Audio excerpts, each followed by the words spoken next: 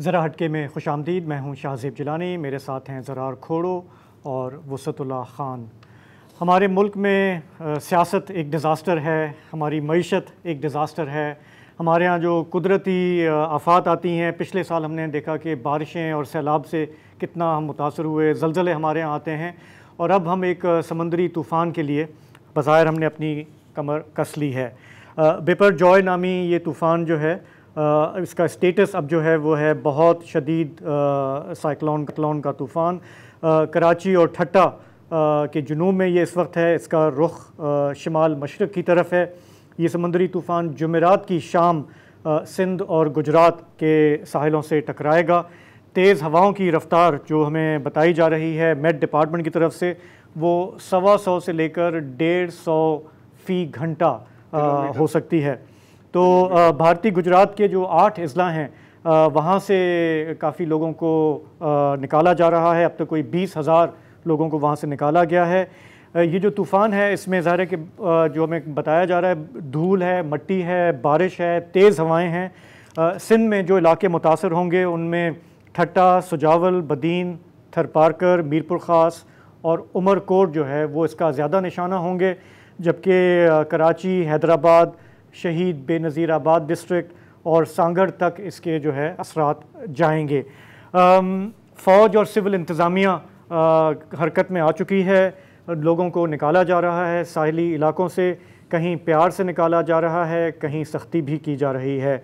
जो लोग घर बार छोड़कर मुंतकिल हो रहे हैं, उन्हें सरकारी इमारतों में, स्कूलों में रखा जा रहा है। लेकिन रिपोर्ट्स ये हैं कि बेशतर लोग चाहते हैं कि वो अपने अजीज़ों की तरफ चले जाएं, रिश्तेदारों की तरफ चले जाएं, क्योंकि सरकार पर उन्हें ज़्यादा एतबार है नहीं, और जो माजी का उनका तजुर्बा रहा है उसकी वजह से वो ख्वार नहीं होना चाहते।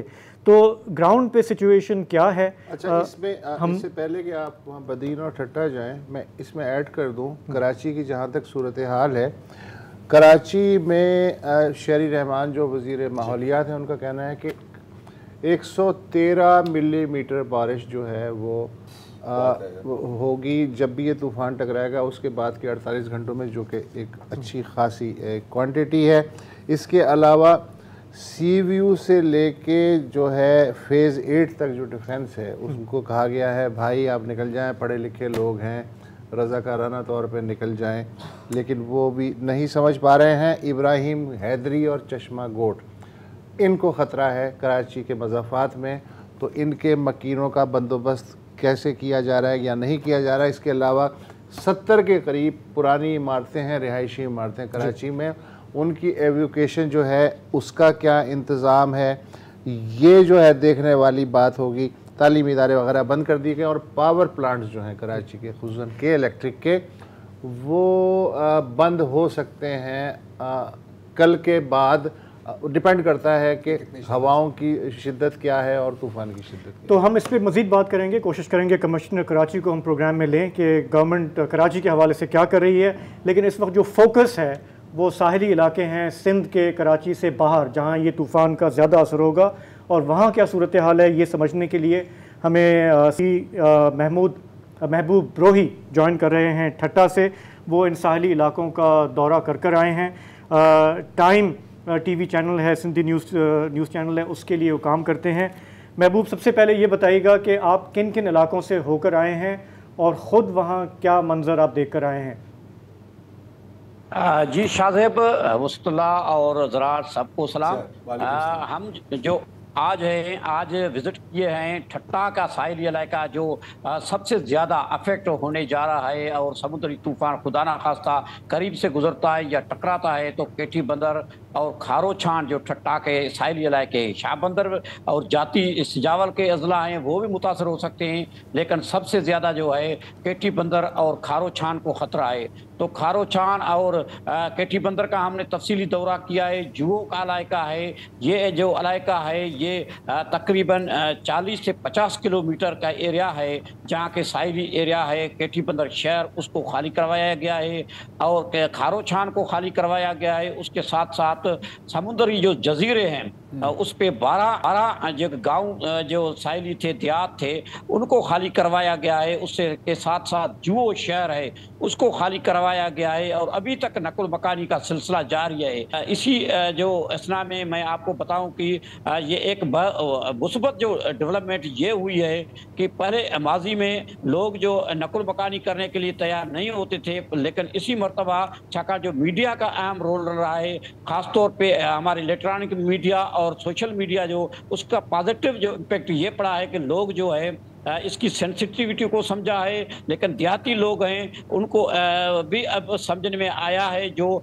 आज बड़े तादाद में लोगों ने नकुल मकानी की है। आप समझ सकते हैं कि देहाती इलाके, खास तौर पर केटी बंदर और खारोचान जो सिटी है माजी के बड़े, वहाँ से नकुल मकानी बड़े पैमाने पे हुई है और वहाँ के लोग जो है वो रजाकाराना तौर पे, फोर्सली नहीं, वहाँ पे पाक फौज भी मौजूद है, नेवी भी मौजूद है, रेंजर्स भी मौजूद है, जिले इंतजामिया और यहाँ के इलेक्टेड पर्सनस। हाजी अली जरदारी ने खुद इलाके का दौरा किया है। लेकिन लोग जो है ट्रांसपोर्ट के लिए, सुबह से हम वहाँ पहुँचे तो ट्रांसपोर्ट के लिए शिकायत कर रहे थे कि ट्रांसपोर्ट उनको नहीं मिल रही है। वो खुद जो कोई जाना चाहते हैं, अपने रिश्तेदारों के साथ पास जाना चाहते हैं। उसके बाद मीडिया ने निशानदेही की इलेक्टेड पर्सनस को और इंतजामिया को। उसके बाद जो है ट्रांसपोर्ट का पहुंचना शुरू हो गया है और को बहुत सारे लोग जो हैं अपने रिश्तेदारों के पास चले गए हैं। तो बहुत कम लोग, आप अंदाजा लगाए कि 2-3 शहर जो हैं वो खाली हुए हैं, देहात के लोग निकले हैं। 15,000 जो ठट्टा के साहिली इलाके से लोग नकुल मकानी किए, लेकिन सिर्फ 927 लोग जो हैं बगान और गाड़ो जो घोड़ाबारी के जो इलाके हैं वहाँ पे जो 9 रिलीफ कैंप्स कायम की गई हैं स्कूलों में, वहाँ पे 927 लोग जो उनको मुंतकिल किया गया है। बाकी जो सारे लोग हैं वो अपने रिश्तेदारों के साथ या तो कराची, ठट्टा, घारो, सिजावल या और जो करीबी इलाके हैं जहाँ पे वो आसानी समझ रहे हैं, वो रजाकाराना तौर पे वहाँ उनका जो है अभी तक सिलसिला जारी है। कुछ इलाके ऐसे हैं जो बेट मियार का इलाका कहलाता है और दूसरा मोल घोड़ाबारी से केटी बंदर तक वो इलाका है। एक सिलसिला है वहाँ का।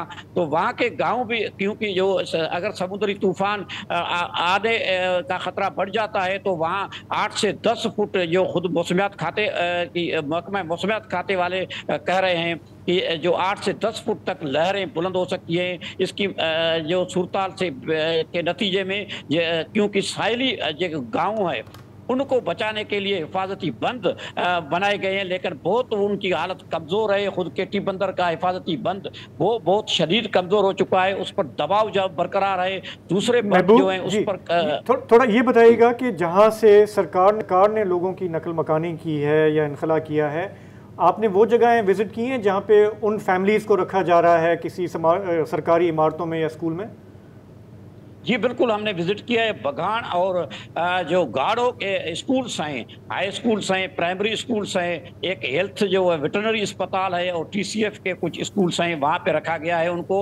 वहाँ पे शिकायतें थी रात देर तक, जो कुछ लोगों को वहाँ लाया गया था तो वहाँ के खाने पीने की शिकायत थी। फिर 1 बजे के बाद जो उनके मीडिया के निशानदेही पर खाना फराहम किया गया। आज भी कुछ शिकायतें थी लेकिन उनको खाना जो है दिया गया है। पानी की शिकायत है और वहाँ पे क्योंकि या इस मौसम में ये मच्छर हैं और कीड़े मकोड़े हैं, इनके हवाले से जो शिकायतें हैं, इंतजामिया का दावा है कि उनको फराहम किया जा रहा है सहूलतें, लेकिन क्योंकि उनका जो तादाद है लोगों का वहाँ कैंप्स में वो तमाम कम है। इसकी वजह से इंतजामिया के लिए बड़ा कोई इशू नहीं है कि उनको संभाल इंतजामिया न पाए, क्योंकि लोग बड़ी तादाद में लोग जो नकुल मकानी की है वो अपने रिश्तेदारों के पास चले गए हैं। उनको न खाने देने की ज़रूरत है, न सिर्फ ट्रांसपोर्ट के अलावा कोई इंतजामिया पर उनका जो अजाफी बोझ नहीं है। जी तो आपने 99 में जो साइक्लोन आया था वो भी आपने कवर किया था। इस दफ़ा आपको उसकी बाज़गश सुनने में मिल रही है लोगों से?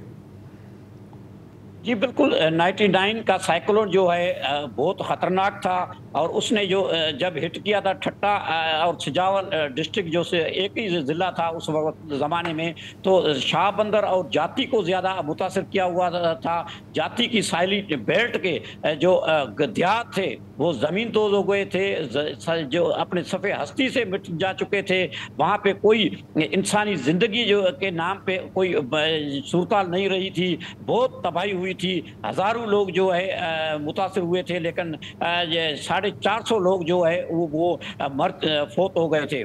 तो उसकी जो उसको अगर सामने रखा जाए तो इस मर्तबा क्योंकि सोशल मीडिया और मीडिया का दौर है, इसकी वजह से ये फायदा हुआ है कि लोगों में अवेयरनेस आई है। मीडिया का बहुत अहम रोल रहा है और लोग जो है उसकी सीवियरिटी को उसको संजीदा लिया हुआ है। और जब लोगों से बात की जा रही है, जहाँ भी हम जो केटी बंदर, खारोछान का इलाका, घोड़ाबारी इलाके, जो इलाके उसके हिट जोन में आ सकते हैं, उनके लोगों जहाँ लोग रह रहे थे, उनसे जब हमारी बात हुई तो उन्होंने कहा कि इनकार नहीं कर रहे थे। उन्होंने कहा कि हमको जाना है, हमको जाना चाहिए, हमको ट्रांसपोर्ट की जरूरत थी। आखिरी जो हमने वहाँ मौजूद रही और रेस्क्यू किया गया, वो खारोछान में 3 जो लॉन्च के लोग 17 बंदे फंस गए थे, उनको भी आखिरी मरतबा ये फैसला किया गया कि अगर वो नहीं निकलते हैं तो उनको गिरफ्तार किया लेके जाएगा। लेकिन फिर बाद में वो भी राजी हो गए, वो भी निकल चुके हैं। बहुत शुक्रिया साहब, बहुत तफसील से आपने बताया। ये बहुत इंटरेस्टिंग पॉइंट है कि मीडिया का रोल, ये कह रहे हैं कि उसकी वजह से अर्ली वार्निंग सिस्टम की हम बात करते हैं। सिंधी इलेक्ट्रॉनिक मीडिया ने तो काफी कवरेज, उन्होंने काफी कवर किया है और सोशल मीडिया भी है। तो इन डिजास्टर्स का यही होता है कि आप जितना पहले आप एहतियाती इकदाम कर लें उतना नुकसान कम होता है। एक छोटा सा ब्रेक लेते हैं, वापस आते हैं, बात करते हैं कराची के लिए क्या इकदाम किए जा रहे हैं।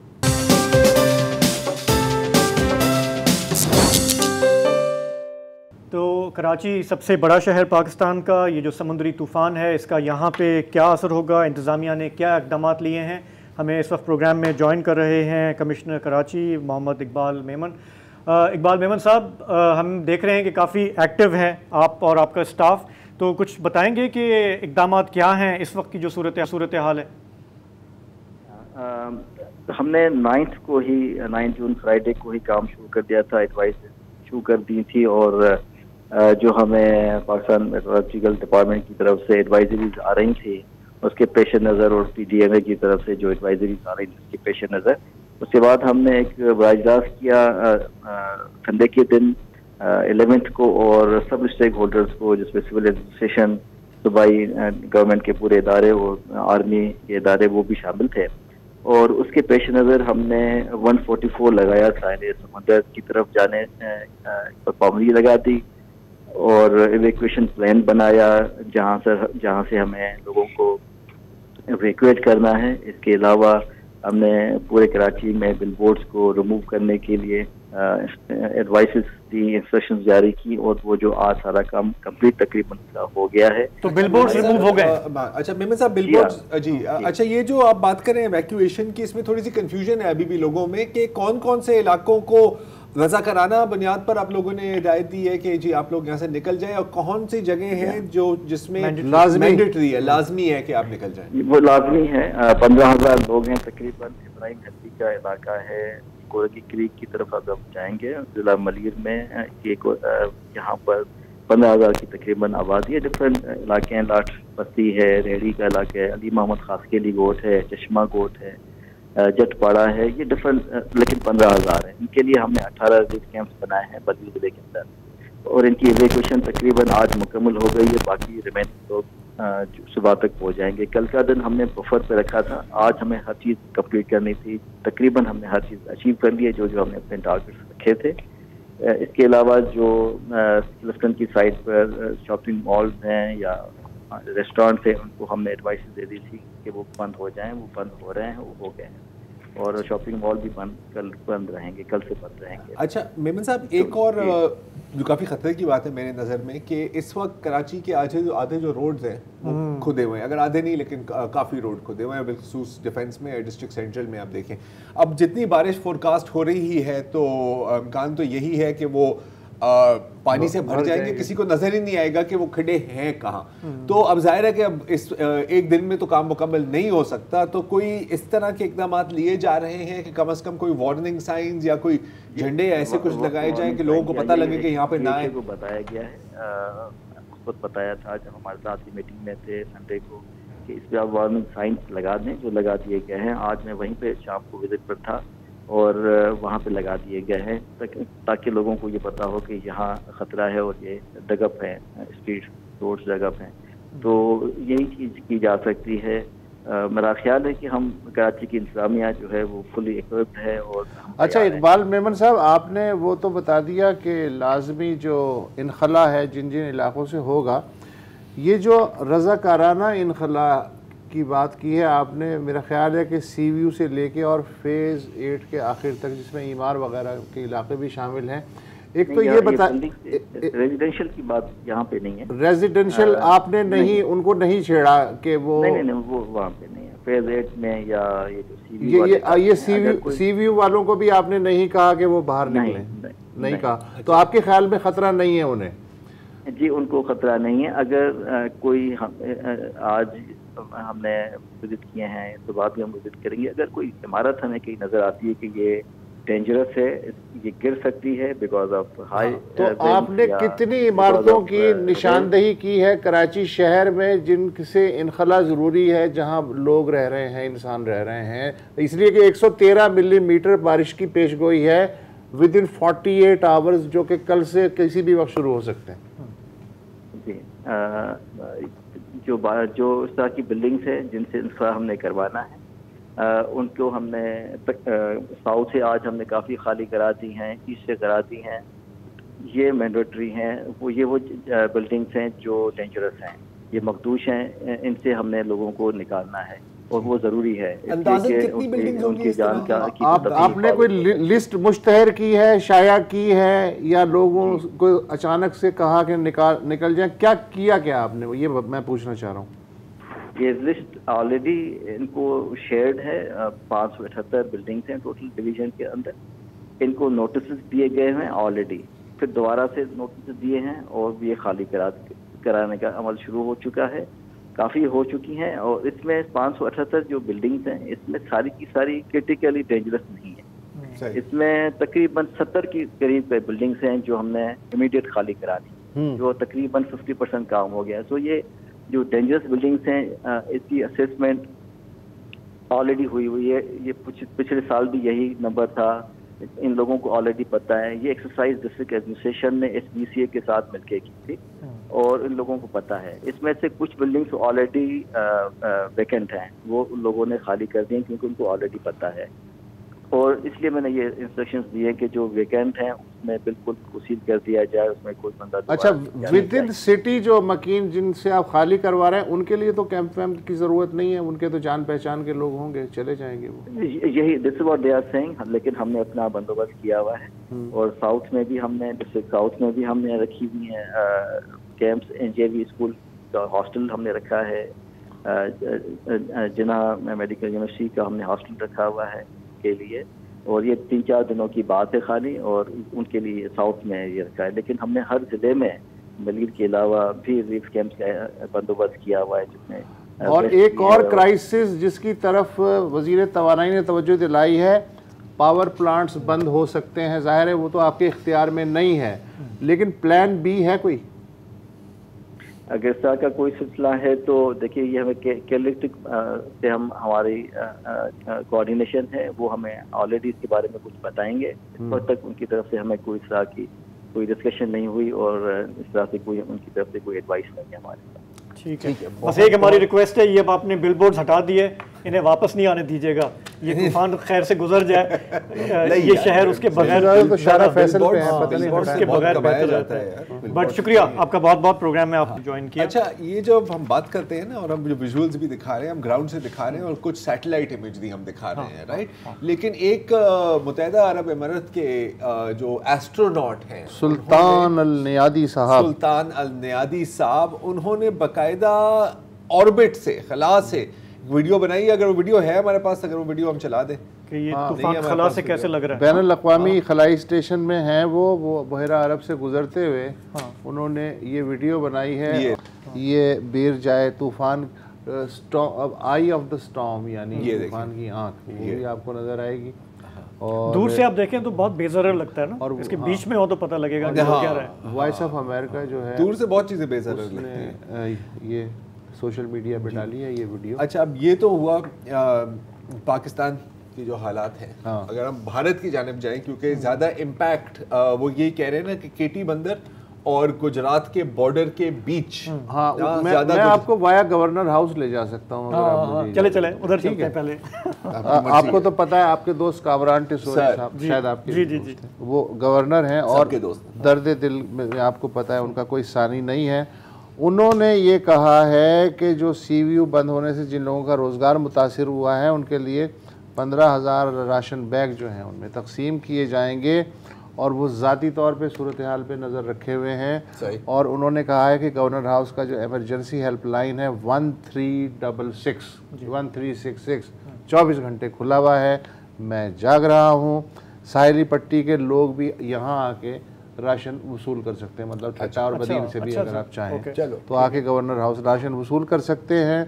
और उसके अलावा फिर उन्होंने कहा है कि उम्मीद है कि तूफान का रुख जो है वो भारत की तरफ मुड़ जाएगा।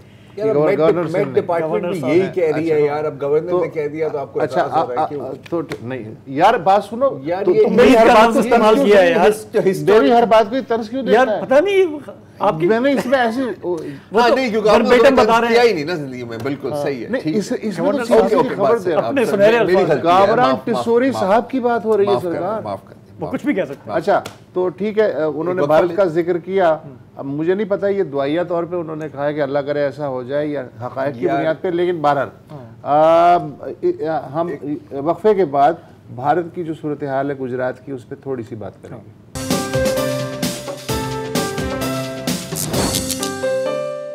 Welcome back. ये जो समुद्री तूफ़ान आ रहा है, ये आपको बताया जा चुका है कि हमारे यहाँ केटी बंदर से लेके और भारत की जो रियासत गुजरात है उसके साहिल तक इसका दायरा होगा, जो शिद्दत होगी उसमें। पाकिस्तान का जिक्र तो आज भी हुआ है, कल भी होगा, परसों भी होगा। भारत की जानिब क्या ताज़ा तरीन सूरत हाल है। रियासत गुजरात में कल से तूफ़ानी हवाएं मुसलसल चल रही हैं, इसलिए कि साहिल बिल्कुल स्ट्रेट है, हमारी तरह कर्व नहीं है।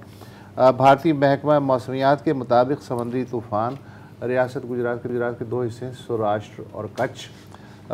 वहाँ जुमेरात की शाम झिकाओ बंदरगाह जो है उससे टकराएगा। 150 किलोमीटर फ़ी घंटा के झक्कड़ तक चल सकते हैं, मतलब कम भी हो सकती है, लेकिन यहाँ 150 किलोमीटर तक उनकी स्पीड हो सकती है। गुजरात की जो साहिली पट्टी है उसके 8 अजला से लगभग 1.5 लाख अफराद की नकल मकानी वो करवाई जा रही है बड़ी तेज़ी के साथ। भारत की जो दो सबसे बड़ी बंदरगाहें हैं कांदला और मंद्रा, जो कि अडानी ग्रुप की तहवील में हैं और वही उसके ऑपरेशन संभालते हैं, उनमें जो जहाज़रानी है या एक्टिविटीज़ है, कमर्शियल एक्टिविटीज़, वो मुअत्तल कर दी गई हैं। जबकि बेदी, नौलखी, पोरबंदर, ओखा और भावनगर की बंदरगाहें भी, वहाँ भी ऑपरेशन रोक दिया गया है। रिलायंस की जामनगर में एक ऑयल रिफाइनरी है जिसे दुनिया की सबसे बड़ी कैपेसिटी के लिहाज से ऑयल रिफाइनरी कहा जा सकता है, तो उसको जो उसकी प्रोडक्ट ले जाने वाली जो बंदरगाह है वहाँ भी ऑपरेशन रुक गया है। और पेट्रोलियम की मसनूआत जो हैं वो कहीं नहीं आ जा रही, और ऑफशोर भी ड्रिलिंग वहाँ होती है गुजरात में। तो कई प्लेटफॉर्म हैं, एक प्लेटफॉर्म से भारतीय बहरिया और कोस्ट गार्ड ने कोई 50 के लगभग जो अमला है उसको निकाला है। 5 साल में ये चौथा साइक्लोन है जो रियासत गुजरात के साहिल से टकराएगा, और इसके असरात जितनी की पावर बताई जा रही है, साथ की जो रियासत है महाराष्ट्र और गोवा, वहाँ तक महसूस किए जा सकते हैं। काफ़ी ख़तरनाक है क्योंकि ज़्यादातर वहाँ ही साइक्लोन्स जाते हैं। अच्छा, अब अगर हम बात करें हिफाजती इक़दाम की, और ख़ासतौर पर अगर आप शहरी इलाके में, और यहाँ पर ज़ाहिर है कि हम बात कर रहे हैं कराची की और शहरी इलाकों के, तो आप किस किस्म के हिफाजती इक़दाम कर सकते हैं, क्या करना चाहिए आपको इस वक्त? अगले 48 घंटे आपको पता है बड़े अहम है, इस वक्त तो वाकई अहम है, सियासत की बात नहीं हो रही यहाँ पर। तो हमने दावत दी है नॉबर्ट अल्मेडा साहब को, आप क्राइसिस मैनेजमेंट एडवाइज़र हैं और ये एक यकीनन क्राइसिस ही है। तो आपकी क्या एडवाइस होगी नॉबर्ट साहब के, जो हम अपने घरों में रह रहे हैं, नकल मकानी नहीं कर रहे, what should we be looking out for?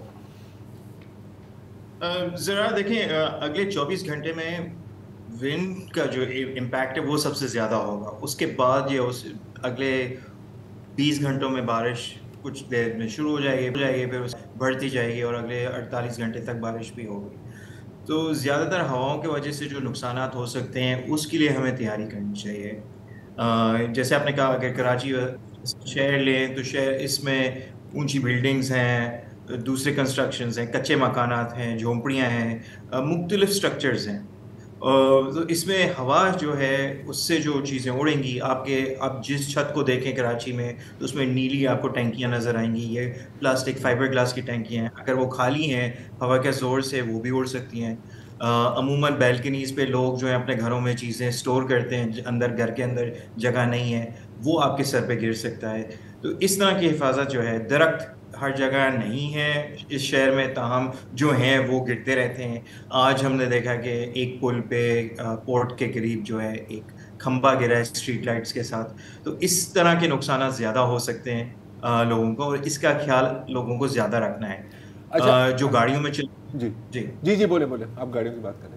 जी, जो लोग गाड़ियों में जा रहे हैं उनके लिए ये खतरा है कि ऊपर से कुछ गिर सकता है। जो मोटरसाइकिल्स पे हैं, मोटरसाइकिल हज़रात, उनके लिए सबसे ज़्यादा खतरनाक यही चीज़ है कि मिट्टी धूल ये उड़ेगी, उनके आंखों में जाएगी। अगर वो हेलमेट सही से नहीं पहनते या वाइज़र के साथ नहीं पहन रहे तो उनको चश्मे पहन के या तो ग्लासेस पहन के, ताकि उनके आंखों में जो मिट्टी है वो ना आए, क्योंकि मोमेंटरीली वो फिर अंधे हो जाते हैं उससे।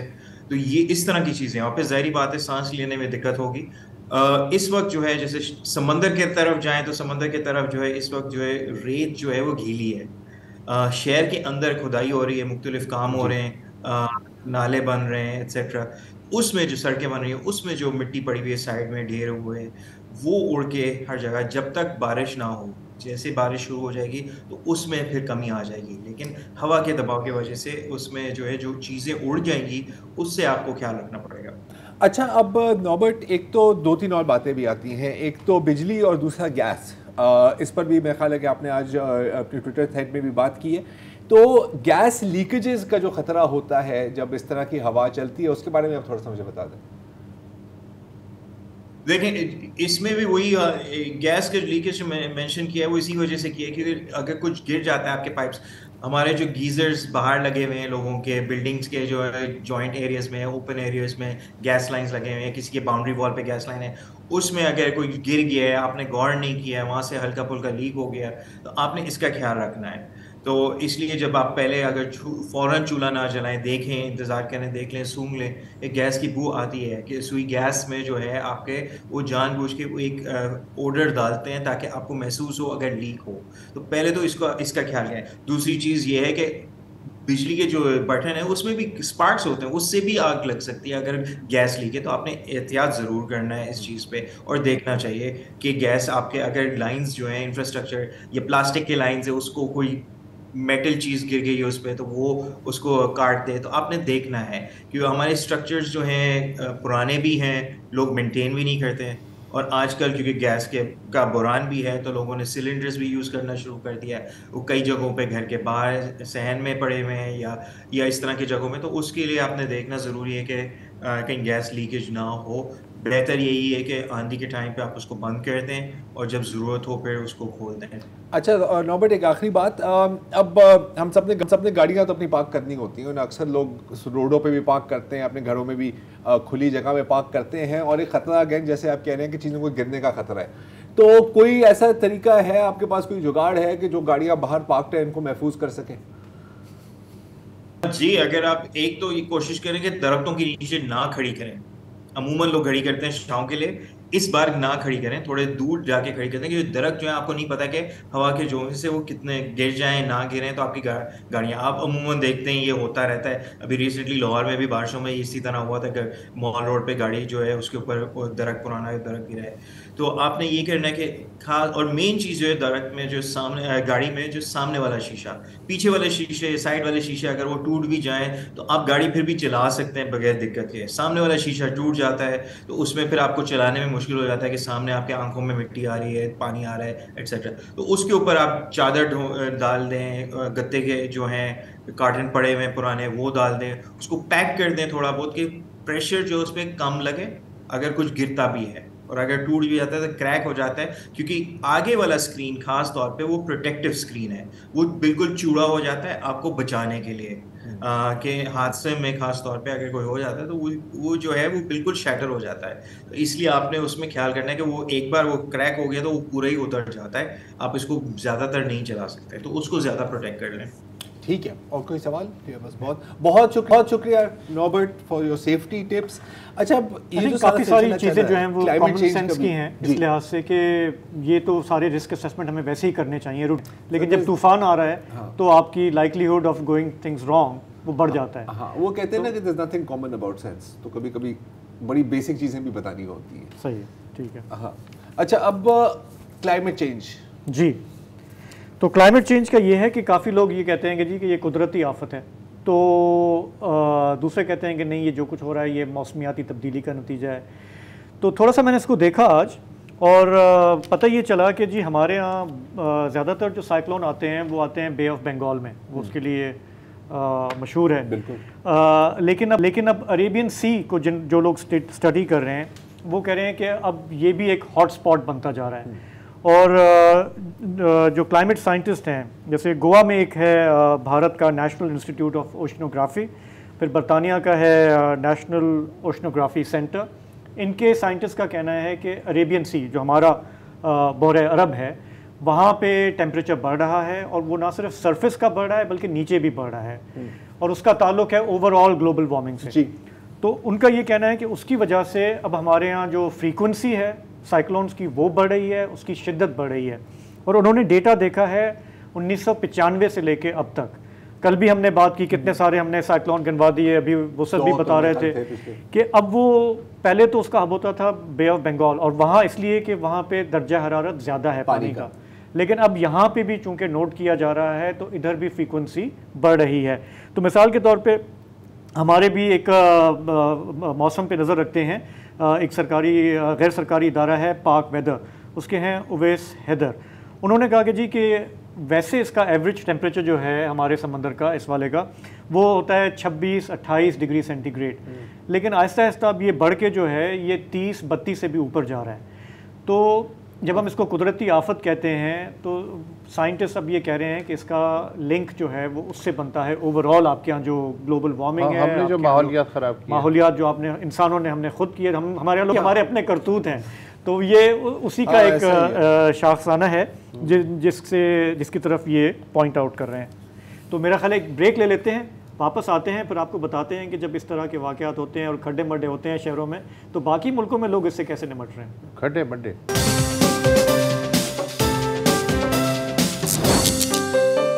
Welcome back. वैसे तो आज पूरी दुनिया में 13 जून है, लेकिन अमेरिका के कैलेंडर के हिसाब से अगर हम फ़र्ज़ कर लें तो आज उनका शायद 9 मई है, इसलिए कि जो साबिक़ अमेरिकी सदर डोनाल्ड ट्रंप हैं उन्हें मियामी की एक अदालत के इहाते के अंदर से गिरफ़्तार किया गया है, उनके एक साथी समेत, और उन पे दस्तावेज़ात जो उन्होंने अपने घर में स्टोर की हुई थी, जो कि ऑफिशियल सीक्रेट एक्ट भी मेरा ख्याल लग सकता है, मिलिट्री कोर्ट्स तो खैर नहीं है।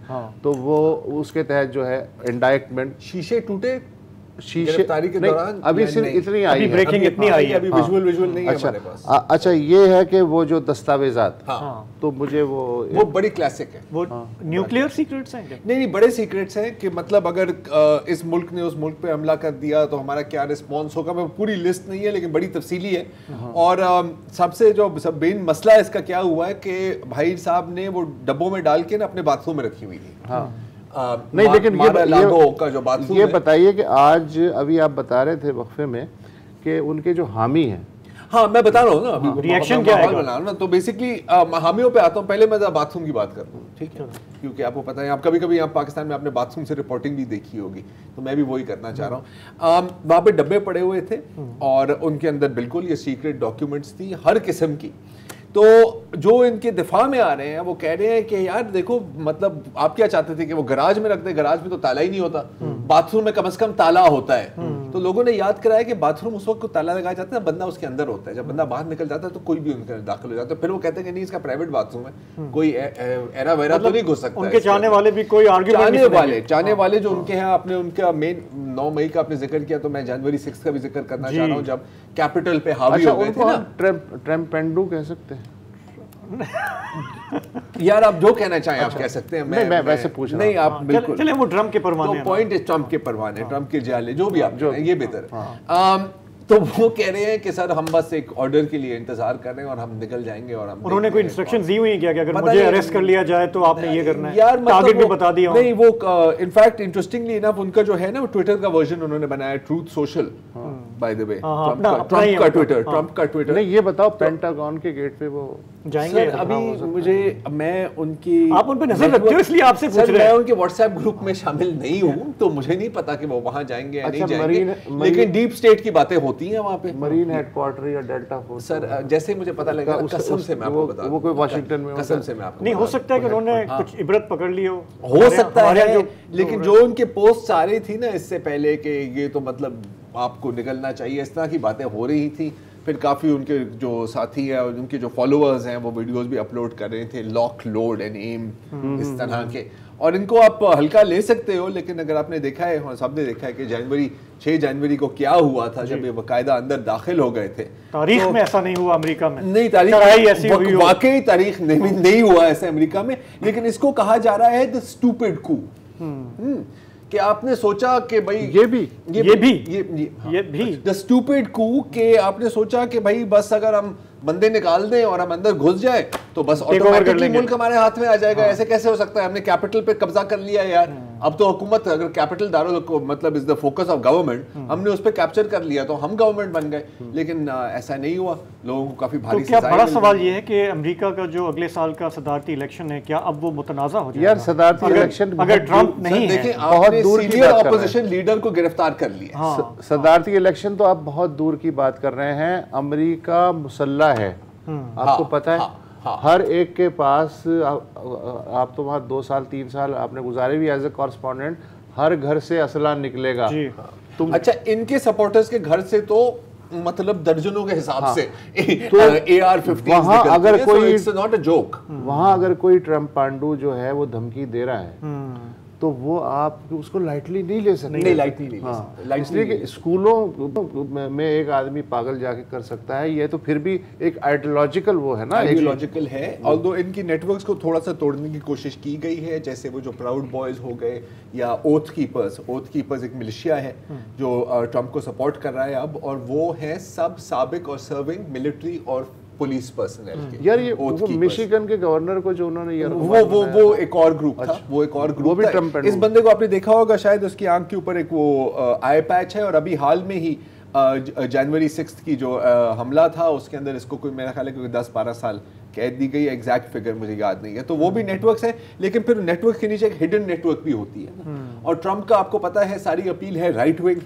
और राइट विंग जो आपको पता है कि वो मुसल्ला तो होते ही होते हैं। अच्छा इस बात के अंदर व्हाइट सुप्रीमेसिस्ट्स की नेटवर्क भी आ जाती है। कितनी पॉसिबिलिटी है कि विद इन यूएस एस्टैब्लिशमेंट कोई एक ग्रुप जो है वो इनकी पुष्ट बनाएगा? कई यूट्यूबर्स हैं और वीलॉगर्स हैं अमेरिका में, मतलब जो इस तरह की थ्योरी को पुश करते हैं कि जी बिल्कुल होने वाला है। इनको अक्सर हम क्यू एंड ऑन वाले भी कहते हैं कि जी अंदर जो हो रहा है। बल इनकी एक और थ्योरी भी यही है, इनकी एक और थ्योरी भी यही है कि असल में बाइडेन कब का मर गया और ये जो बंदा है ना ये एक एक्टर है जिसने बाइडेन का मास्क पहना हुआ है। तो इस तरह की चीजें मिलने, लेकिन वहां पे ये लग रहा है कि जो ट्रम्प का वोट बैंक है, जो रिपब्लिकन का वोट बैंक है, अब वो माइक पेंस साहब आ गए जो उनके वाइस प्रेसिडेंट थे, लेकिन और वो ये कह रहे हैं कि जी मैं तो कानून का एहतराम करने वाला बंदा हूं, मैंने अपने आप को डिस्टेंस किया ट्रम्प के इकदाम से। तो माइक पेंस बतौर जहांगीर तरीन शाह महमूद नहीं ठीक है, यार लेकिन माइक पेंस के अलावा एक मैं ट्रांसमिशन सस्पेंड कर रहा हूं, सीरियस बात करना चाह रहा हूं।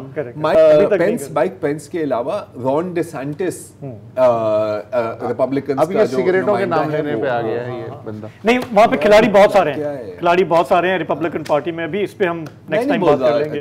अच्छा चलो ठीक है, अब नाम खत्म हो गया ना तो सिगरेटों के ब्रांड के नाम जो है माइकल शूमाकर, यार भाई वो जॉन मार्लबोरो, जॉन, अच्छा सुने, तब तक हम प्रोग्राम को हम खत्म करते हैं, ये बहस जारी रहेगी, आपसे कल मुलाकात होगी, इजाजत दीजिए, खुदा हाफिज़, शब बख़ैर।